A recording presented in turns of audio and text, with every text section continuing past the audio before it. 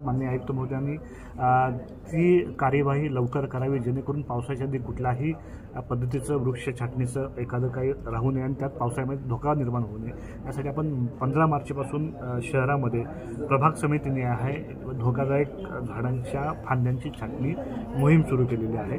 त्यासाठी आपण जे काही सार्वजनिक ठिकाणे असतील, उद्यान असतील, पदपथ असतील, बसस्टॉप्स असतील, या सर्व ठिकाणी जे काही धोकादायक स्थितीत असलेल्या झाडांच्या फांद्या असतील ते आपण छाटणीचं मोहीम सुरू केलेली आहे। साधारणपणे शहरामध्ये 6367 झाडांचं आपण सर्वेक्षण केलं आहे, प्रभाग समितीने आहे आणि त्या झाडांचं आपण आत्ता छाटणीला सुरुवात करतो आहे। कुठलीही सावली नष्ट होणार नाही याची काळजी घेऊन, आता उन्हाळा कडक उन्हाळा याची जाणीव आम्हालाही आहे, परंतु हे करत असताना आपण त्या झाडाची सावली नष्ट होणार नाही, केवळ ज्या धोकादायक स्थितीत असलेल्या ज्या फांद्या आहेत त्या फांद्यामुळे कुठल्याही परिस्थितीमध्ये सावलीला बाधा येणार नाही अशाच पद्धतीचं ट्रिमिंगचं नियोजन आपण केलेलं आहे।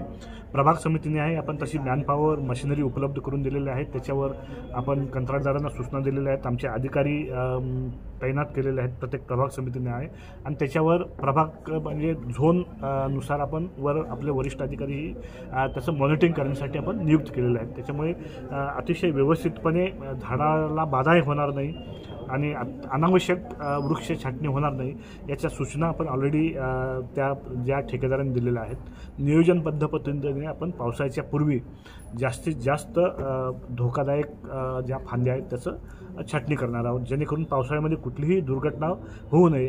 दरवर्षी असे झाडं उन्मळून पडण्याच्या घटना होतात, धोकादायक स्थितीतील फांद्या पडून लोक जखमी होण्याच्या घटना होतात, वाहनांचं नुकसान होतं, मालमत्तेचं नुकसान होतं।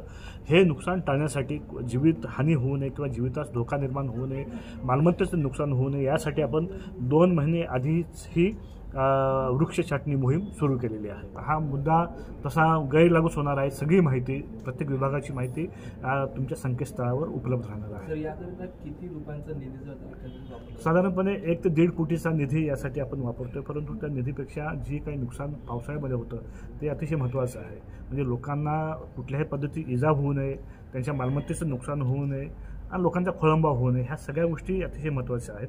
साधारण 1.5 कोटीच्या आसपास आपण खर्च 9 प्रभाग समित्यांसाठी आपण खर्च करतोय। आपण ती उपाययोजना केलेल्या व्यवस्थित आपण तिथल्या आपण यावेळेला म्हणजे आपण नागरिकांनाही याच्यामध्ये आपण सहभागी करून घेतो। त्याचबरोबर आमचे सन्माननीय लोकप्रतिनिधी असतील त्यांनाही आपण तशा पद्धतीचा पत्रव्यवहार केलेला आहे की त्यांच्याकडूनही काही सूचना आम्हाला मिळतात, किंबहुना त्यांच्याकडून जास्त प्रमाणात सूचना आपण ते का प्रभाग समिती फिरत असतात तर त्यांच्या सूचनांचाही आपण यावेळेला आपण हे केलं आदर केलेला आहे आणि त्यानुसार सुद्धा कारवाई होणार आहे आणि आपण पोलीस आणि ह्या ज्याशी कोऑर्डिनेट करून हे वृक्ष छाटणी करणार आहोत। सर, एक वेगळा प्रश्न